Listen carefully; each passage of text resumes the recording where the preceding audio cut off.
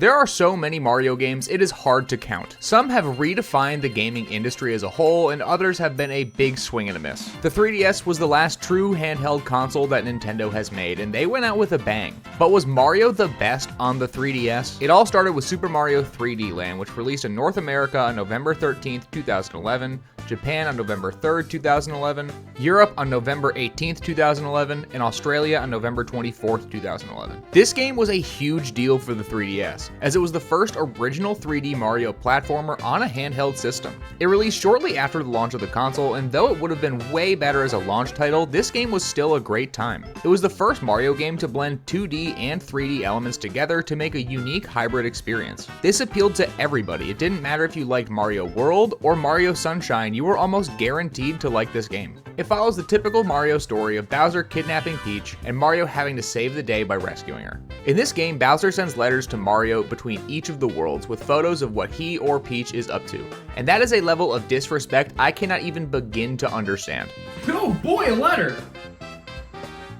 Hey. Like other Mario titles, it has 8 worlds to explore in the base game, which are all interesting. In each world there are 6 levels with the addition of a puzzle world and a Toad House. Though this makes the game shorter than others in the series, it still feels as crisp as any other title. Power-ups like the Tanuki suit and the Fire Flower return, and although this game did not add anything wildly groundbreaking, it's still a great experience. With being on the 3DS, this game made great use of the 3D technology. It featured platforming where you had to turn on the 3D in order to get a good view of what you're supposed to do. You were still able to play this without the 3D, but it was still fun nonetheless. The game was designed to be approachable for both new and returning players, with levels that were short but packed with fun challenges. If you're looking for a hard game, this might not be your cup of tea, but it has a decent amount of content if you include the special worlds to keep you playing. Now, it doesn't offer as much as I would have liked, especially if you're someone who likes to 100% a game, but this is still a must-play Mario title for the 3DS. Mario Kart 7 released on December 4th, 2011 in North America, December 1st, 2011 in Japan,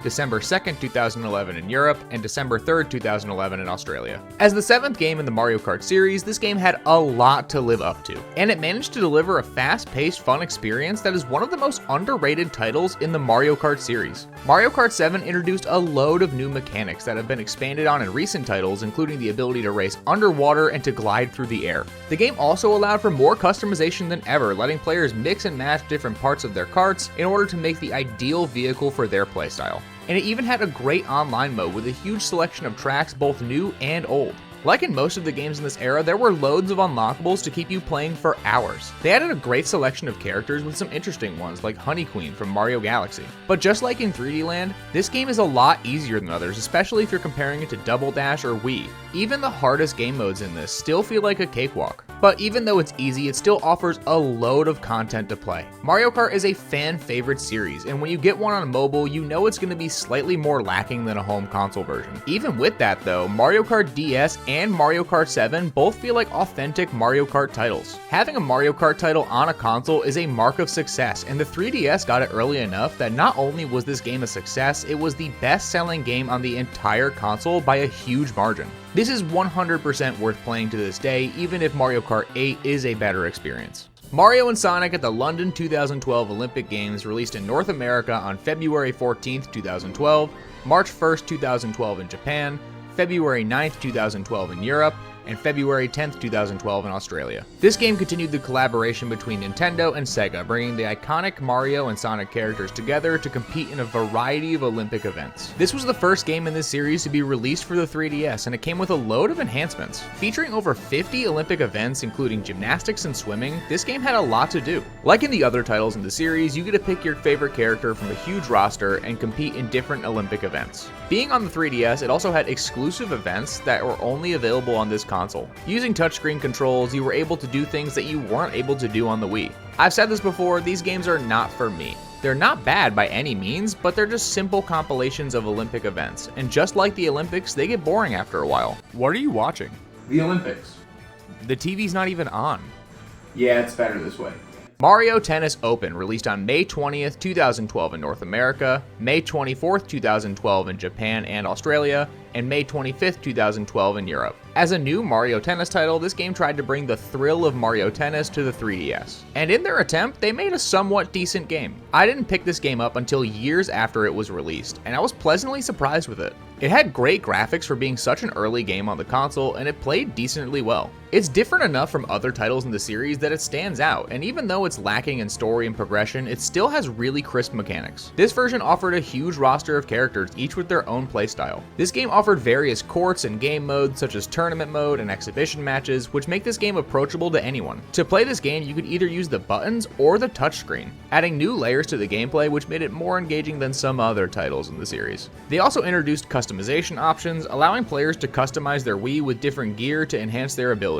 Now, this wasn't perfect, it does feel repetitive after a bit, and the progression was not worth it at all. The only thing worth playing for were the costumes for your Miis, and even then, once you have the best outfits, it loses all sense of progression. Gotta limber up for this game of tennis. Too bad this game stinks! New Super Mario Bros. 2 released on August 20th, 2012 in North America, July 28th, 2012 in Japan, August 17th, 2012 in Europe, and August 18th, 2012 in Australia. Following the success of New Super Mario Bros. On the DS and New Super Mario Bros. Wii, Nintendo brought the classic 2D side-scrolling adventure to the 3DS with New Super Mario Bros. 2. I need you to count how many games you have here. 2. Okay, what should we call the next one? 2. What? No, are you okay? Like the other New Super Mario Bros. Games, this took the traditional 2D Mario formula, but added a new twist with a focus on coin collecting. The game challenged players to collect as many coins as possible with the ultimate goal of reaching 1 million coins. To help with this, new power-ups like the gold flower were introduced, which turned enemies and objects into coins. It had the classic 2D Mario style with fun, engaging platforming throughout the game, and the focus on coin collecting made this game way more engaging than you would think. I found a buffalo nickel. Who are you and how did you get in my house? Seeing the amount of coins rise between each world not only made you want to collect more coins, but replay this game. The new power-ups that were introduced made collecting even more fun and added so much replayability that this game is hard to put down even to this day. I really like this game, and even though it seems like it reused a lot of assets from the original on the DS, it still made a game that was engaging and replayable for years to come. Nowadays, the new Super Mario Bros. Titles are far from new, but this one really stands out as one of the most unique and is worth playing even to this day. Paper Mario Sticker Star released on November 11th, 2012 in North America, December 6th, 2012 in Japan, December 7th, 2012 in Europe, and December 8th, 2012 in Australia. The hype around Sticker Star was real because it was the first Paper Mario game to debut on a handheld console. But just like a lot of the Paper Mario games, this took a different direction from the previous entries in the series, with a heavy focus on the new sticker mechanic, which led to some mixed reviews. Hey Straw Hat, what are you playing? Oh, Paper Mario Sticker Star. I will take that, and there we go. I'll save you time. In Sticker Star, Mario embarks on a quest to recover the royal stickers that have been scattered across the Mushroom Kingdom. Like in most Paper Mario titles, this has a unique spin on the gameplay, with its combat and exploration heavily revolving around the use of stickers. Stickers serve as Mario's abilities in battle, with each sticker representing a different attack, item, or power-up. The game featured a more streamlined and puzzle-centric approach to progression, with a focus on using the right stickers to solve environmental challenges to progress. Even with its jump to being on handheld, it retained all of the charm that the Paper Mario series was known for. The whole series has never had a firm structure, with each title being far different from the last. This is a blessing and a curse, with some games like Thousand Year Door being looked upon as one of the best RPGs of all time, and games like this being not that great. The biggest change was also the most controversial. Using stickers for everything meant you could run out of stickers really fast. If you like managing resources, then this game would be for you, but if you just want a typical RPG experience, this game is not what you might expect. And beyond the gameplay, it also had a lackluster story. The Paper Mario series is known for blending great stories and great humor, and this game just lacked anything of the sort. Overall, Sticker Star was fine, but compared to other games in the series, it was just disappointing. If you love Paper Mario, then this is definitely worth checking out. But if not, you might as well just stay away. Luigi's Mansion Dark Moon released on March 24th, 2013 in North America, March 20th, 2013 in Japan, March 28th, 2013 in Europe, and in Australia. Dark Moon was the long-awaited sequel to the classic GameCube title. Luigi had to recover the pieces of the Dark Moon to pacify ghosts in the Evershade Valley. In Dark Moon, Luigi explores multiple haunted mansions, each with its own unique theme and set of puzzles. I don't know why there are so many haunted mansions in the Mario universe, and they tasked this guy out of everybody to deal with it. After EGAD arms you with the Poltergust 5000, you capture ghosts, solve puzzles, and uncover hidden treasures. The game also introduced a fun multiplayer mode, Scare Scraper, where you and friends could team up to explore different floors and solve different puzzles. Just like in the original, it had a charming but spooky atmosphere. Getting to explore haunted mansions as Luigi was something that I didn't expect to be as fun as it was. His violent reaction to anything popping up is something that is charming and humorous every time it happens. Just like the original, I feel like this game was made to showcase how strong this console can be. It had great puzzle design, beautiful gameplay, and most importantly, Professor EGAD. It recently got remastered for the Switch, and it is 100% worth your time if you haven't played it already. Mario and Donkey Kong Minis on the Move released on May 9th, 2013 in North America, Europe, and Australia, and July 24th, 2013 in Japan. Minis on the Move took the iconic Mario vs. Donkey Kong formula and threw it away, giving this game a brand new twist with a focus on tile-based puzzles. Now players guide toy versions of Mario and other characters through a grid-based level by placing tiles to create new paths for the characters to move on. The game featured 4 main modes, each with its own unique set of challenges, from collecting coins to reaching the goal within a short time limit. The change to the gameplay was extremely evident by just looking at it. It felt like an entirely new game with a unique take on the idea. The 3D environment is just so much more engaging than the 2D to me, and it works really well. This seems like an early access version of what Captain Toad ended up being, with navigation through 3D environments, but overall, this game is really fun to mess around with, even if the series itself is a bit lacking in replayability and depth. Mario & Luigi Dream Team released on August 11th, 2013 in North America, July 18th, 2013 in Japan, July 12th, 2013 in Europe, and July 13th, 2013 in Australia. This was the 4th entry in the Mario & Luigi series, and it brought some great gameplay mechanics that made this game really stand out from the others. Mario and Luigi find themselves on Pillow Island, where Luigi's dreams play a huge role in their adventure. The game is split between 2 different worlds: the real world, where the traditional RPG mechanics and exploration take place, and the dream world, which is accessed when Luigi falls asleep. In the dream world, Luigi takes on a more powerful form, and Mario can use this to manipulate the environment and use Luigi's dreams to overcome obstacles and enemies. The Mario & Luigi games are a must-play for all RPG fans. They blend turn-based strategy with real-time mechanics and have some of the best, most creative stories in all of Nintendo's history. Just like other games in the series, it's full of humor and witty jokes to keep you laughing all the way. The way this series builds upon the Mushroom Kingdom and the rest of the Mario universe is great, and seeing the wild creations they come up with for these games is awesome. The series is a love letter to both fans of RPGs and Mario fans. Some people criticize this game for its pacing issues and repetitive gameplay, especially towards the end of the game. And while that is true, overall this game is still loads of fun.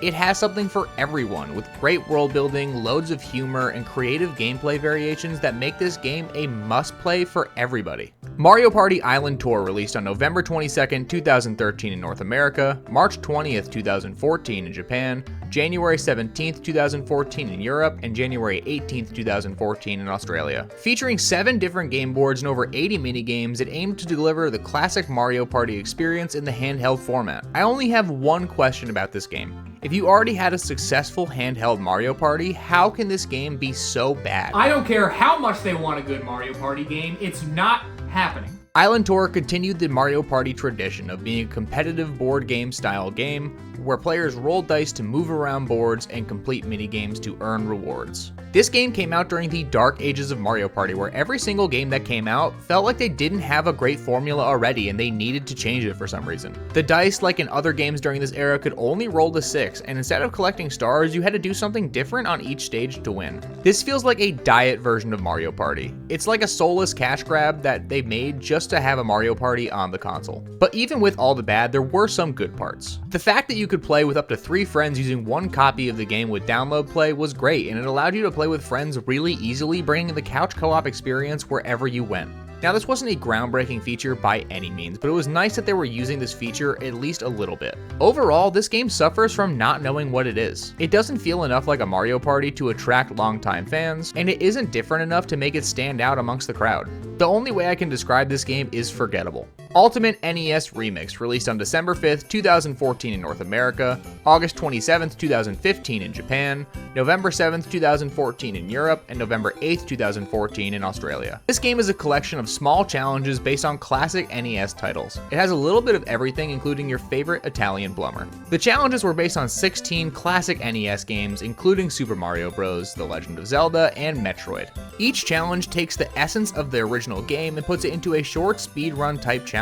Different challenges like defeating a certain amount of enemies or reaching a goal within a certain time make this title really fun. The game also includes remix stages, which add a twist to the classic gameplay, like playing Mario Bros. As Link instead of Mario. It was really a perfect nostalgia trip. Having the ability to play bits and pieces of classic NES games in a style similar to WarioWare is great. The fast-paced gameplay kept me engaged because I have the inability to pay attention to anything. Did you hear the news? No, what? It says here you have short-term memory loss. No, what? This game is perfect for the 3DS. The speed and replayability make it a must-play for fans of retro games. Sure, you're not getting the authentic experience these games were intended to have, but all of these challenges are fun to play every time you play them.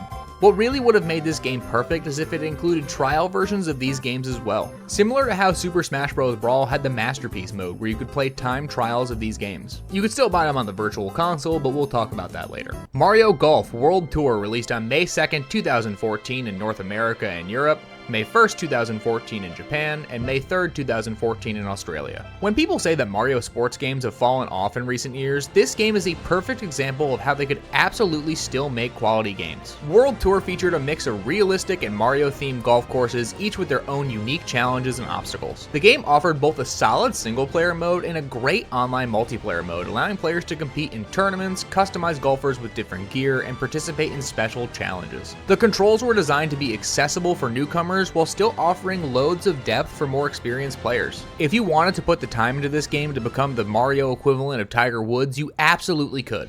Mario Sports have been getting a little bit better on the Switch, but the lack of content only to be drip-fed over time was disappointing. This game did offer a DLC, which is a worse version of that, but the base game itself still had so much content alone that it was worth playing without it. The game had a good amount of unlockables with characters, courses, and Mii outfits to collect, giving this game a wealth of content for any player to enjoy. This game is a great time overall, and is a good time for any fan of Mario sports games. I only know how to play mini golf and play Mario sports, so this game was definitely my speed. Yoshi's New Island, released on March 14th, 2014 in North America and Europe, July 24th, 2014 in Japan, and March 15th, 2014 in Australia. Yoshi's New Island was a direct sequel to the original Yoshi's Island on the Super Nintendo and aimed to recapture the magic of the original on the new hardware. With updated graphics and new gameplay features, this game brought Yoshi's Island series to the 3DS. This title looks like what would happen if you took the original game and threw it in the dishwasher. I understand the attempt to upgrade the graphics, but this does not look great.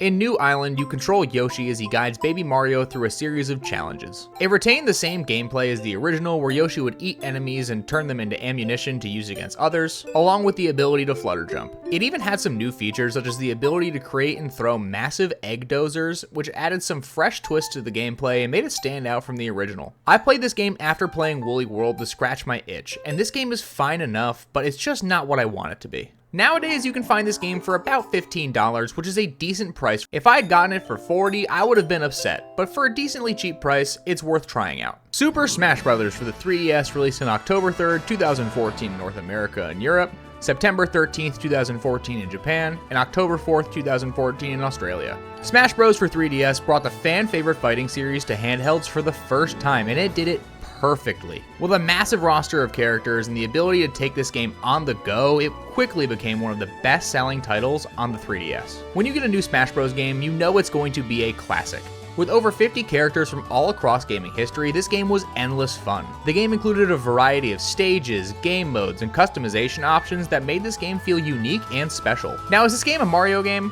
Not really, but you can play as Mario and a load of other characters from the series, so it wouldn't seem right not to mention such an impactful title for the console. Mario vs. Donkey Kong Tipping Stars, released on March 5th, 2015 in North America, March 19th, 2015 in Japan, March 20th, 2015 in Europe, and March 21st, 2015 in Australia. Just like in most of the Mario vs. Donkey Kong games, Tipping Stars had players guide toy versions of Mario and other characters through a series of puzzles, placing platforms and manipulating the environment to help them reach reach their goal. The best part about this title though is that when you bought it for the Wii U, you also got it for the 3DS, which is an incredible deal. Unlike the earlier titles in the series, this game had a bunch of challenging levels in it, which was nice, but they do still feel repetitive after a while. The main game was really short, but luckily this game offered a level editor which allowed endless gameplay if you can use it. As in all 3DS titles, the online features no longer work, so you are stuck with whatever you've done thus far. But when the online was working, this game was a good amount of fun. The Mario vs. Donkey Kong series is unique, and even though these games are not for me, I get the appeal to a point. These games don't do anything that is really that groundbreaking, but they are mindless fun that can be entertainment for anyone. Puzzle & Dragons Z Super Mario Bros. Edition released on May 22nd, 2015 in North America, and May 8th, 2015 in Australia and Europe. Puzzle & Dragons is a series that I had never heard of prior to this game. I am not sure who was asking for this combination, but I'm glad they did. This offered a fresh experience for the Mario franchise, blending puzzle solving with strategic gameplay. This game had you matching colored orbs on a grid to attack enemies and progress through levels. In the Super Mario Bros. Version, players assemble a team of characters, each with their own abilities. It had its own RPG-style progression system, which allowed players to level up their characters and unlock new abilities throughout the game. Pairing this kind of strategic puzzle gameplay with the Super Mario universe was a surprising hit. I had never played Puzzle Dragon games prior to this, and I really thought this was not going to be for me, but it was a really good time. Unlike other puzzle games where you have to blindly match tiles to clear them, this game had you strategically picking what tiles to combine to deal the most damage at the best time. The game had a lot of replay value, and even though it was a pretty steep learning curve at first, it was still engaging the entire time. I really don't know who wanted this or pitched it to get approved, but it was an interesting game nonetheless. I'm glad they did, and if you like puzzles, this is a game that is definitely worth checking out. Dr. Mario Miracle Cure released on May 31st, 2015 in Japan, and the rest of the world on June 25th, 2015. Miracle Cure brought the classic puzzle series to the 3DS with some new twists to keep things healthy. That joke was terrible. Somebody break his legs! Like the other Dr. Mario games, this was a simple puzzle game where you match colored pills to destroy viruses. The game introduced the new Miracle Cure, which is a new power-up that can be earned during gameplay. It can be used to clear large sections of the screen or trigger other special effects. On the side of the screen, there's a small vial, and it fills as you make moves in order to use the special cures. The game featured a few different game modes, including the traditional Dr. Mario gameplay, a Dr. Luigi mode which had L-shaped capsules, and a series of challenging puzzles that required more strategy and thinking. This was an eShop exclusive game, and with that, it was cheaper and smaller than other titles. Dr. Mario is a simple puzzle game. It's great that it has a few game modes, but I feel like it's lacking content. This series has so much potential, and I feel like they could do so much with it. In Tetris DS, they combined a bunch of Nintendo titles to be themes for the game. Dr. Mario could have the same treatment and become Nintendo's premier puzzle-solving game. Dr. Mario is a simple puzzle game. If you go in expecting more than that, you're going to be disappointed, but it's worth it if you have it, so give it a go. Mario & Luigi Paper Jam released on January 22nd, 2016 in North America, December 3rd, 2015 in Japan, December 4th, 2015 in Europe, and December 10th, 2015 in Australia. Paper Jam was a crossover that brought together the worlds of Mario and Luigi with Paper Mario. This mashup promised to combine the best elements of both series, but struggled to combine them in a way that made players happy. In Paper Jam, Luigi accidentally unleashes the Paper Mario universe into their world, leading to a crossover adventure where the brothers must team up with Paper Mario to stop the combined force of Bowser and Paper Bowser. The game featured the famous turn-based combat of the Mario and Luigi series, along with the unique abilities of the Paper Mario series. When you promise to bring together two fan-favorite titles in a full crossover, the expectations are high, and it was disappointing the personality seemed to be drained out of both series. Both series are known for their deep worlds and great humor, and this game seemed like it was lacking any of the sort. The idea was great, but in execution it was disappointing for fans of both series. Even though it struggled with a lackluster story, the gameplay was just as crisp as ever. Adding Paper Mario to the mix fit like a glove, and it was overall a great time. Fighting Paper Mario enemies in this world felt natural, and the turn-based combat is as fun as ever. It was just a shame that this game felt repetitive overall. There was not enough Paper Mario elements to make this game engaging as a Paper Mario fan, and there wasn't enough Mario and Luigi personality to make this game stand out among the rest of the titles. But even if it was lacking as a crossover, this game itself is still overhated. It's a great time all the way through, and sure, it could have been so much better if it had a better crossover, but overall, this is a great time for any RPG fan. Mario and Sonic at the Rio 2016 Olympic Games, released on March 18th, 2016 in North America, February 18th, 2016 in Japan, April 8th, 2016 in Europe, and April 9th, 2016 in Australia. This was yet another crossover game that brought Mario and Sonic to compete in Olympic events. Offering a new set of Olympic events such as soccer, tennis, and the Dream events, which were fun twists to the original sports, this game was a good overall Mario and Sonic title. The 3DS version also had exclusive events and game modes that were designed specifically for handheld play, which is nice, but they've done these games to death. Each title is different enough to keep it somewhat engaging, but I usually only get one per console and I'm satisfied with what I have. This game seems far more vibrant than any of the other titles in the series, with more energetic music and colorful visuals. The game really popped compared to the others, but overall it's still a Mario and Sonic at the Olympics title, so you know what you're going to get. The gameplay is short and is a bit repetitive for a collection of minigames, but it's overall fine. Having a load of different minigames to play means that you don't have to have any of these games be really that deep in mechanics to make them fun. If you have 50 separate minigames that are all decently fun, you get a pass. Mini Mario and Friends Amiibo Challenge, released on April 28th, 2016 in North America and Europe, January 28th, 2016 in Japan, and April 29th, 2016 in Australia. Amiibo Challenge was a free-to-play title that combined the puzzles and mechanics of the Mario vs. Donkey Kong series with the functionality of Amiibos. It is free to play, but you can't play it if you don't have Amiibos, so the minimum cost for this game is $15. But in order to play the whole game, you have to spend a lot of money to get all the different Amiibos needed. As much as this game gets a pass for being a free-to-play game, it still has a huge barrier of entry. If you want to experience everything this game has to offer, you have to pay upwards of $100. Like other games in the Mario vs. Donkey Kong series, this game had players guide mini versions of Mario characters through levels, drawing different paths and manipulating the environment to get them to the exit. Different Amiibos would have different characters, each with their own unique abilities to navigate the puzzles. As great as this was because it was free to play, having a collection of Amiibos was a steep paywall that made this game not very appealing. If you were already collecting the Amiibos in the first place, it was fun, but if you collected Amiibos and kept them in the box, it alienates you from playing this game in entirety. Overall, the game was fine if you already collected Amiibos, but if you're not an Amiibo fan, it's not worth trying. Mario Party Star Rush, released on November 4th, 2016 in North America, October 20th, 2016 in Japan, October 7th, 2016 in Europe, and October 8th, 2016 in Australia. This new entry in the Mario Party series aimed to address some of the biggest criticisms from previous installments, especially regarding the pacing and downtime between turns. This game makes me want to eat a bowl of glass. Star Rush changed the gameplay format to where all players move simultaneously, eliminating the need to wait for others to make their turn. This dramatically sped up the gameplay, which was nice, but it does not feel like a Mario Party game in the slightest. It featured several different modes, including the new Toad Scramble mode, where players controlled Toads and recruited Mario characters to help them complete challenges on the board. The minigames were integrated into the game really well, occurring at key moments rather than being triggered solely by landing on certain spaces or at the end of a turn. The best part of this game was hands down Toad Scramble. It had a good variety of minigames and was really nice, but overall, the amount they changed was way too much. This is what I assume would happen if you played a game of telephone with the development team and tried to describe Mario Party to them. This also came out during the dark age of Mario Party, so these games felt like they had to reinvent the wheel in order to make a game. All they had to do to make the Mario Party game successful on the 3DS was create a new version of Mario Party DS. They had a perfect blueprint set up, and they kept trying to do something new for each title, which just made these games feel like a big swing and a miss for fans of the series. On their own, these games aren't terrible, but they don't feel like a Mario Party title, which makes everybody think these games are so much worse than they are. If you can remove the idea of this being a Mario Party title from your head before you play it, I'm sure you'll have a great time, but as someone who is expecting one of these games to be a Mario Party DS 2,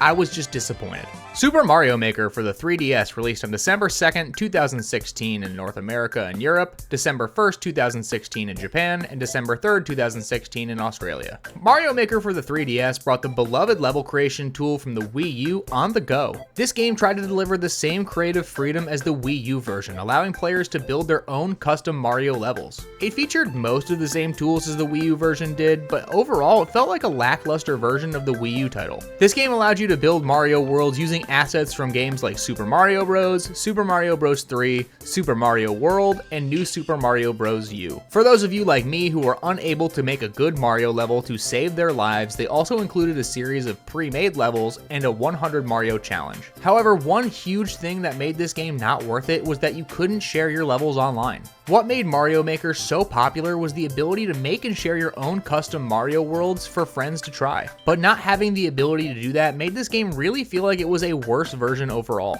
Even with all of the content that this game can potentially have, it's not worth it if you can't play other people's worlds. What made Mario Maker on the Wii U so special was that people would make incredible crazy worlds that you could explore on your own. If you wanted to play something simple and fun, there was something for you. Or if you wanted to play a level that would make you want to shave your head and become a Buddhist monk, you could do that too. The Wii U version overall was the premier way to play this game, and this just feels like it was trying to capitalize on the success of the original. Overall, the game was just disappointing. It's not bad, but considering there's a much better version, this just doesn't seem worth it. Poochie and Yoshi's Woolly World released on February 3rd, 2017 in North America and Europe, January 19th, 2017 in Japan, and February 4th, 2017 in Australia. This was a port of the Wii U title Yoshi's Woolly World with some additional content and features specifically made for the handheld version.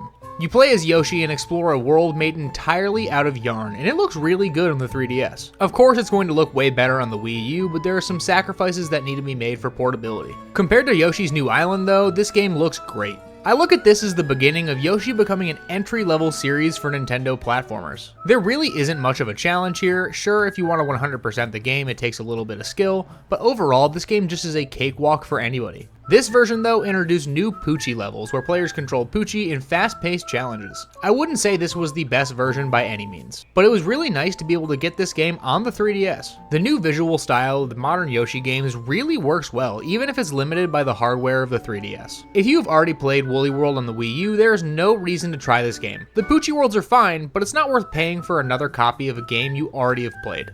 But if you were like most of the population who didn't have a Wii U, this was a great way to experience the game. Mario Sports Superstars released on March 24th, 2017 in North America, March 30th, 2017 in Japan, March 10th, 2017 in Europe, and March 11th, 2017 in Australia. Mario Sports Superstars attempted to bring together multiple sports into one package, offering a variety of gameplay experiences in a single title. This game featured 5 sports: soccer, baseball, tennis, golf, and horse racing. Now, each sport was designed to offer a full experience with mechanics that were similar to the ones found in the standalone Mario Sports titles. The problem is, each of these games feels like a demo version of the mainline games. The game included single-player tournaments, local multiplayer, and online modes. It also had a pretty interesting card collecting feature which allowed players to unlock new characters and gear. Having a selection of sports titles to play is fine, but this game was weird to release, especially this late in a console's lifecycle. There was already a full golf and tennis game on this console, and the 2 Olympic Games series already served as a collection of sports minigames, and they had way more variety. The gameplay for the sports was fine, it was decently deep and well put together, but since there was better experiences already for almost half of these games, it just felt unnecessary. The single player in particular was pretty lacking, with all of the sports being fun, but lacking anything to keep people playing for the long term. When this game released, the Mario Sports titles were in a weird place. And especially since this game came out right before the release of the Switch, I feel like if they just made this game from the ground up for the Switch, it would have been a great early console release. I still don't think it would have been necessary, but then it would have at least had time down the line to add more to it. The latter half of the 3DS's lifecycle was full of games that should have been released on the Switch as well, but overall this game just feels half-baked, and I definitely wouldn't recommend picking it up anytime soon. Mario & Luigi Superstar Saga Bowser's Minions released on October 6th, 2017 in North America and Europe, October 5th, 2017 in Japan, and October 7th, 2017 in Australia. This is a remake of the beloved Game Boy Advance game Mario & Luigi Superstar Saga. It not only brought the enhanced graphics of the 3DS Mario & Luigi titles, but it also introduced a brand new side mode, Bowser's Minions, which is great because it not only offered a bunch of content for newcomers, but also longtime fans. The game follows Mario and Luigi on a journey through the Bean Kingdom. Their mission is to recover Princess Peach's stolen voice. As in any Mario and Luigi game, it's full of humor, engaging turn-based combat, and plenty of action commands to keep your thumbs ready. The Bowser's Minions side story tells the events from the perspective of Bowser's army, adding a great layer of detail and a fun little side game. It was different enough from the original game that it really stood out. It was an auto battler where you picked a team of minions to fight another team of minions in an automated battle. For fans of the original title, this is a great time. It has all of the charm that the series is known for and brings a wealth of new content along with it. The visual upgrades are really good, and even though I prefer the style of the originals, it looks far from bad. This game didn't really sell well, and I'm not surprised. It released a decent amount of time into the Switch's life cycle, and with new console hype being at an all-time high, it was just bad timing. Pair that with Mario Odyssey releasing a few weeks later, and there's no wonder why this game didn't do as well as Nintendo would have hoped. But for fans who got this game, it was a blast, and it is a must-play game on this console. Mario Party: The Top 100 released on November 10th, 2017 in North America, December 28th, 2017 in Japan, December 22nd, 2017 in Europe and in Australia. The Top 100 was a collection of the best minigames from the entire Mario Party series. They tried to bring together as many fan-favorite minigames as possible from past titles into one package. 100 of the most popular minigames from previous Mario Party titles from the 64 all the way to the Wii U seems like a great idea. Hey, do you know why they keep violating this corpse?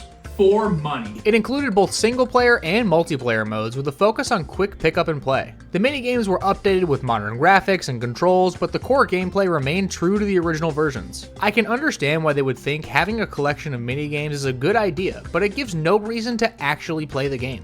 The minigames are the best part of Mario Party, sure, but not having the rest throws it out of balance. It's like having a box of Lucky Charms. As much as you want to eat a bowl full of marshmallows, it just feels wrong to have it. This really plays on the nostalgia of the fans that really wanted this series to be good again, and it's really unfortunate they couldn't make a title that lived up to the hype. 100 minigames seems like a lot, but with no other content in the game, it's a half-baked mess. The best compliment I can give this game is that it would be really good to have on a long road trip. Captain Toad Treasure Tracker released worldwide on July 13th, 2018. Captain Toad finally found his way to the 3DS. This game was a puzzle platformer that starred Captain Toad and Toadette as they explored different levels filled with treasures, puzzles, and occupational hazards. Somebody call OSHA! The 3DS version retained all of the core gameplay of the original, with players guiding Captain Toad through intricate levels, collecting stars and gems, while avoiding enemies and solving puzzles. Captain Toad is over-encumbered and he is not able to jump, so you have to interact with the environment around you to get through, which keeps the game interesting. It has deep but small levels that were designed to be played in short bursts, which makes it a great idea to have this game on this console. The 3DS levels also included new levels based on Mario Odyssey, which were great even if it was weird to have levels based on a game you can't play on that console. Captain Toad is a great time, but there are better ways to experience this game. I am really glad they brought this game to the 3DS, don't get me wrong, but this game overall was a great way to show the difference between the old gen consoles and the new gen. Looking at this game on Switch is a night and day difference. This to me is a perfect advertisement for the Switch. It shows just how good these games can run on the Switch compared to the 3DS, encouraging people to upgrade to the new console. But for people who weren't ready to upgrade, this game still is an awesome time on this console. The only issue I have with this game is the camera and the screens in the 3DS are just too small to make this game run as well as it should. When I play on the 3DS, I have a hard time seeing things in the puzzles, and it makes it so I miss things sometimes. But if you only had it on the Wii U, it's definitely worth getting this to have it be mobile. Luigi's Mansion released on October 12th, 2018 in North America, November 8th, 2018 in Japan, and October 19th, 2018 in Europe and in Australia. Luigi's Mansion was originally a launch title for the GameCube and received a handheld remake for the 3DS. This version aimed to bring the ghost hunting fun of the original game to a new generation of players, complete with some new added features and improvements. This game has you exploring Luigi's new mansion and sucking up ghosts along the way. The remake brought the fan favorite game onto the 3DS, which was something that fans had been asking for a while. With the release of Dark Moon, fans wanted the ability to play the original game again. And what better way than to put it on the 3DS? This was a faithful remake from the original, and it felt really good to be able to play this game again. One thing that still bothers me though is why is this game not on the Switch yet? This came out well over a year after the launch of the Switch, and I get it, they didn't want to immediately cut off new games to the console, but to this day, it's still the most modern way to play this game. They have both of the other games on the Switch, and it is mind-boggling to me that they wouldn't want to bring this game over too. But getting this game on the 3DS was a love letter to fans. The GameCube is the Nintendo console that gets the least amount of attention nowadays. There are loads of GameCube games that you cannot play because they haven't been ported to modern hardware. And luckily, as of recent, we've been getting more of these games remastered for the Switch, but this is just screaming for the same treatment. The visuals are fine. It doesn't look as good as it did on the GameCube, but considering this is is on a portable console, it doesn't look bad at all. The gameplay is as fun as ever, and just like the entire series, this game is oozing with personality. The ghosts are fun to catch, and with a good amount of variation, the original game feels right at home on this console.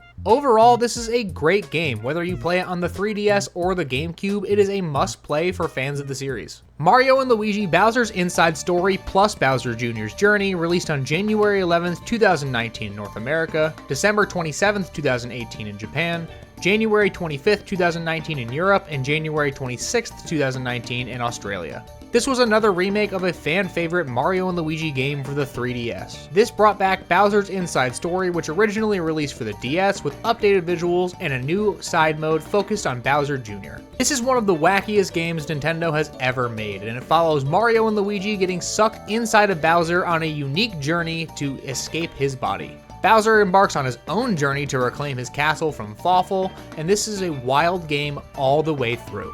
The charm that this series has is insane. If I had one wish, it would have been to be in that boardroom when someone pitched this idea to Nintendo. The idea of Mario and Luigi exploring Bowser's intestines is so wild it seems like it could never work, but it's still looked at as one of the best Mario RPGs and best Mario games ever made. The remake featured enhanced graphics that were the standard for the 3DS titles, improved controls, and the new Bowser Jr.'s Journey mode. This new mode told the story of Bowser Jr.'s efforts to gather an army to support his dad's quest. It offered a different style of gameplay that focused on strategic battles with an emphasis on unit placement. This game received a bunch of quality of life improvements as well, like removing the need to use a microphone. It just really didn't sell well because of the time it was released. This game just came out at a terrible time. Just like with the Superstar Saga remake, the Switch had been out for years at this point, so people were not looking for new 3DS games anymore. And it's a shame because not only is this a great game, it would have been perfect to bring over to the Switch. And with this game being the second game in a row to get remade and not sell as well as it should, everyone thought that this would be the end of the Mario & Luigi series as we knew it. But thankfully, Brothership has saved the day. I have a full video going through all of the Mario & Luigi games so far, so if you're interested, it's linked at the end of the video. Of course, you can't mention the 3DS though without talking about the legendary Virtual Console. The console added loads of older titles from the NES, the Super Nintendo, and the Game Boy, and all for a low price. These titles were available for anyone to purchase on the shop while it was open, and it was a great deal. Trying to find these games now is like pulling teeth, but the 3DS offered a great way to pick up these classic titles and bring them on the go. If you were an early adopter of the console as well and got it before the price drop, you could even get a collection of Game Boy Advance games to play, which was an even better deal. And add on to the fact that all of the Mario DS games were playable on this console, and this has to be one of the best libraries that Mario has ever received. So was Mario at his best on the 3DS? With a massive library of games spanning different genres and consoles, it's clear that Mario had a significant impact on the handheld library. From innovative platformers to charming remakes to unique crossovers and creative puzzles, the 3DS had something for every type of fan. The Plumber did a great job utilizing the strength of the console, especially early on, and even though the Switch is probably better overall, with the massive library of games that is available for this console, the 3DS set the Switch up for success. It was a great time to be a fan of Mario games during this time. If there was a series you liked, there was most likely going to be a game released for the 3DS. So yes, Mario on the 3DS was one of the best. What was your favorite Mario game on the 3DS or your favorite 3DS game overall? I'm looking to find some new games to play, so let me know. Make sure you like, leave a comment, and subscribe, and as always, thank you for watching. I hope that you and your family have an incredible rest of your day, and if you liked anything that you saw here, please consider subscribing.